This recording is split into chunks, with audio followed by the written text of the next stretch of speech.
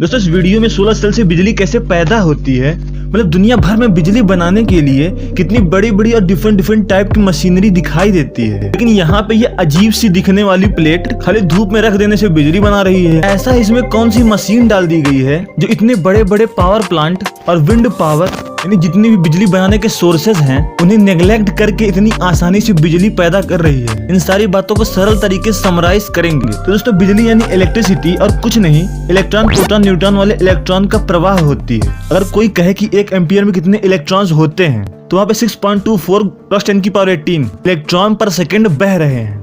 Electricity और कुछ नहीं, इलेक्ट्रॉन्स का प्रवाह है। तो अगर आपसे कोई कहे कि करंट आ रहा है का मतलब है कि एक एटॉम इलेक्ट्रॉन आ रहा है बहुत बड़ी संख्या में। जब किसी को करंट लगता है तो उसकी बॉडी में इलेक्ट्रॉन्स घुसने लगते हैं। कुल मिला के हमें अगर बिजली बनानी है चाहे कितने भी मेथड यूज किए जाएं, इलेक्ट्रॉन्स को किन मैकेनिज्म से बाहर निकाला जाएगा इस पर पूरा सेटअप गढ़ा जाता है। सोलर सेल से बिजली बनाने के लिए हमारे इंजीनियर्स या फिजिसिस्ट ने एक ऐसा सेटअप डिजाइन किया जिसमें सिलिकॉन की जरूरत पड़ती है। सिलिकॉन दोस्तों आज के इलेक्ट्रॉनिक वर्ल्ड में हर जगह यूज होता है। सबसे पहले सिलिकॉन कहाँ से बनेगा, उसके लिए रेत और कार्बन को मिलाकर भट्ठी में 2000 डिग्री पर गर्म किया जाता है। इससे हम कार्बन और रेत से सिलिकॉन बाहर निकाल सकते हैं। अब यहाँ पे एक सवाल आता है कि सभी इलेक्ट्रॉनिक्स फील्ड में सिलिकॉन क्यों सबसे ज्यादा इम्पोर्टेंट एलिमेंट है, क्योंकि ये सेमी कंडक्टर है यानी हाफ संचालक आधा संचालक। यानी कुछ कंडीशन में करंट को फ्लो होने देता है और कुछ कंडीशन में नहीं, और वो कंडीशन आप खुद से निर्धारित कर सकते हैं। और दूसरी चीज डोपिंग। कभी कभी आपने सुना होगा कि कुछ खिलाड़ी जो अपनी क्षमता खेल के वक्त बढ़ाना चाहते हैं वे दूसरे खिलाड़ियों से प्लेयर से आगे रहने के लिए जीतने के लिए कुछ ऐसी दवाएं खाते हैं, ऐसी मेडिसिन खाते हैं जिससे उनकी परफॉर्मेंस पहले से बहुत ज्यादा इनहेंस होने लग जाती है और वो जीत जाते हैं। हालांकि ये बैन है लेकिन एग्जाम्पल के लिए आप समझ सकते हैं। तो उसी तरह से सेमीकंडक्टर सिलिकॉन में इलेक्ट्रिसिटी कंडक्शन यानी संचालन में यूज में लेने के लिए हम 2 अलग अलग सिलिकॉन्स में डोपिंग करते हैं यानी बाहर से कुछ मिलाते हैं। अब किस आधार पे करते हैं, क्यों करते हैं, तो उसका बेसिक ये है कि हमें करना है इलेक्ट्रॉन का संचालन यानी कुछ ऐसे केमिकल एलिमेंट्स जिसकी बाहरी कक्षा में इलेक्ट्रॉन ज्यादा हो और फोटोन से रिएक्शन के बाद वो इलेक्ट्रॉन बाहर निकले, और दूसरा एलिमेंट जिसमें इलेक्ट्रॉन की कमी हो यानी P यानी पॉजिटिव टाइप, उससे जाके जुड़ने के लिए, उसमें जाके मिलने के लिए, और बीच में हम लगा देंगे इन्वर्टर, इससे हमें बिजली मिलेगी। और इसी तरह से करते हैं। तो यहाँ पे एक तरफ N टाइप होता है जिसमें इलेक्ट्रॉन की बहुत ज्यादा अधिकता होती है और दूसरी तरफ होता है P टाइप जिसमें होती है इलेक्ट्रॉन्स की कमी। और फिर वैज्ञानिकों ने ऐसे 2 एलिमेंट्स ढूंढ लिए, फास्फोरस और एल्यूमिनियम। यहाँ पे फास्फोरस की बाहरी कक्षा में 1 इलेक्ट्रॉन ज्यादा होता है और एल्यूमिनियम की बाहरी कक्षा में 1 इलेक्ट्रॉन एब्जॉर्ब करने की क्षमता होती है। इसका मतलब है P टाइप यानी एल्यूमिनियम में अगर बाहर से कहीं से भी 1 इलेक्ट्रॉन उसे मिल जाए तो उसे फटाक से अपनी टीम में मिला लेगा और एल्यूमिनियम न्यूट्रल से एक्टिव हो जाएगा।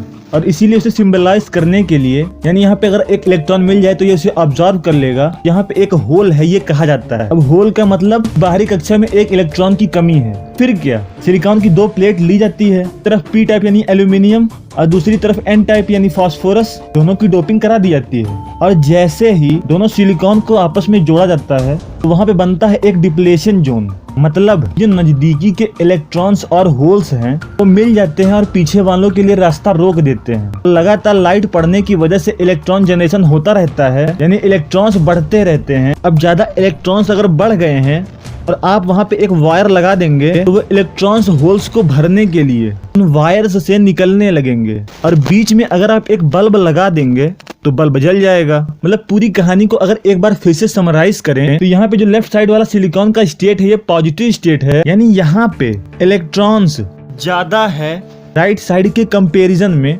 क्योंकि यहाँ पे इसी तरह के एलिमेंट्स की डोपिंग कराई गई है। यानी फास्फोरस जिसकी बाहरी कक्षा में 1 इलेक्ट्रॉन ज्यादा है और एल्यूमिनियम जिसकी बाहरी कक्षा में 1 इलेक्ट्रॉन कम है, और बीच में राइट साइड वाले फास्फोरस के शुरुआती इलेक्ट्रॉन यानी जो रेस में अपनी कंडीशन की वजह से सबसे आगे हैं वो इलेक्ट्रॉन लेफ्ट साइड वाले एल्यूमिनियम के शुरुआती होल्स से मिल जाते हैं। तो बाकी इलेक्ट्रॉन्स और होल्स के लिए जगह ही नहीं है, इसलिए डिप्लेशन जोन बन जाता है और इसलिए यहाँ पे तार जोड़कर उसे बाहर के लिए रास्ता दिखाया जाता है। अब यहाँ पर एक स्टेप और अंदर जाएंगे क्योंकि सेटअप तो ऐसे ही तैयार होना था और ऐसे ही तैयार है, लेकिन जब सनलाइट पड़ती है तो केमिकल रिएक्शन में क्या होता है, सनलाइट यानी फोटोन का आक्रमण N टाइप वाले सिलिकॉन के स्टेट पर जहाँ पे इलेक्ट्रॉन की अधिकता है जब पड़ती है तो फोटोन फास्फोरस के इलेक्ट्रॉन को न्यूट्रल से एक्टिव बनाता है। अब ध्यान रखना कि सनलाइट पूरे प्लेट पर पड़ रही है।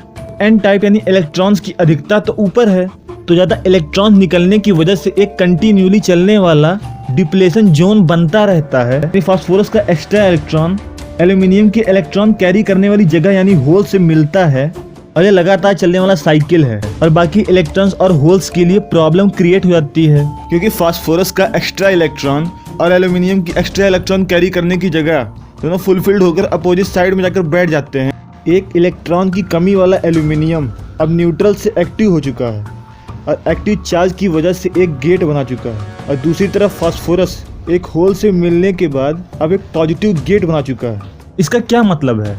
इसका मतलब है कि पहले जो फास्फोरस में एक्स्ट्रा इलेक्ट्रॉन वाला फास्फोरस था या एल्यूमिनियम में एक कमी थी, वो जगह भर जाने की वजह से, जिसमें पहले तो फास्फोरस और एल्यूमिनियम न्यूट्रल थे, तो अब दोनों पॉजिटिव नेगेटिव चार्ज हो गए हैं। यानी इस डिप्रेशन जोन बनने की वजह ऐसे एलिमेंट्स हैं जिसमें अब किसी चीज की कमी नहीं बची है। एक तरफ अगर एक्स्ट्रा था तो जिसके पास कमी थी वो उसने उसको दे दिया, दोनों अब एक्टिव हो गए हैं और ये डिप्रेशन जोन बना लेते हैं, जो दिखाता है कि ऐसे एलिमेंट्स जो अब एक्टिव हैं, मतलब डोपिंग के वक्त ऐसा नहीं था, लेकिन यहाँ पे एक ऐसी कंडीशन बन गई है जो कमियों को पूरा करती है और ये की गई डोपिंग से अलग है। और इसी टाइप के रिएक्शनल कंडीशन के लिए सेमीकंडक्टर का यूज भी किया गया था। फास्फोरस के एक्स्ट्रा इलेक्ट्रॉन जब रिएक्ट करने के लिए जाते हैं तो वहाँ पे ऐसा कोई होल बचा ही नहीं है जिसकी कक्षा में वो घुस सकें, तो वो वापस हो जाते हैं। और यही है डिप्लेशन जोन का सीक्रेट। अब बार बार फोटोन रिएक्शन करता जा रहा है तो बहुत सारे इलेक्ट्रॉन्स बनते जा रहे हैं, न्यूट्रल से एक्टिव होते जा रहे हैं। तो अब अगर वहाँ पे वायर जोड़ा जाएगा तो डायरेक्ट करंट यानी डीसी करंट जनरेट करेगा, और यही वो दूसरे साइड के होल को फिल करने के लिए घर से निकलता है और लोग उठा लेते हैं बीच से फायदा।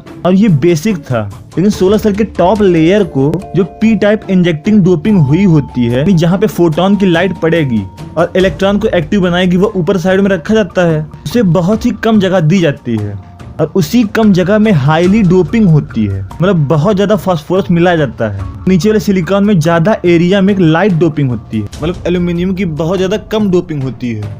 कम जगह में ज्यादा डोपिंग होने की वजह से सेल की परफॉर्मेंस बढ़ जाती है, ज्यादा इलेक्ट्रॉन्स निकलने की वजह से। अब यहाँ पे डीसी करंट बन रहा है यानी डायरेक्ट करंट, जो डायरेक्ट इलेक्ट्रॉन शेयर कर रहा है। और इसकी सबसे बड़ी दिक्कत ये है कि आसानी से हायर और लोअर वोल्टेज में कन्वर्ट नहीं होता है, तो उसे इन्वर्टर से एसी में बदल कर घरों में पहुंचाया जा सकता है या फिर बैटरीज में भरा जा सकता है। दोस्तों इन सोलर पैनल्स में डिफरेंट लेयर्स होती हैं और इन्हीं मल्टीपल लेयर्स में एग्जैक्ट नीचे और ऊपर ईवीएस शीट होती है, तो सेल को धूल गर्दे से, झटकों से और उमस यानी ऑक्सीडेशन से बचाती है। ऊपर फ्रेम और फ्रेम का ग्लास होता है और नीचे उस ग्लास का नीचे वाला भाग होता है। दो तरह के पैनल्स होते हैं, पॉलीक्रिस्टलिन, मोनोक्रिस्टलिन। पॉलीक्रिस्टलिन में केमिकली कम खर्चा करती है कंपनी, और जिसकी वजह से मल्टीपल एक्सपेरिमेंट की वजह से डिफरेंट एफिशिएंसी के हिसाब से मार्केट में नए डिजाइन के सोलर पैनल्स अवेलेबल हैं। पॉलीक्रिस्टलिन सस्ती है मोनोक्रिस्टलिन से और एफिशिएंसी भी कम है, यानी मोनोक्रिस्टलिन कम धूप होगी तब भी बिजली बना लेगी।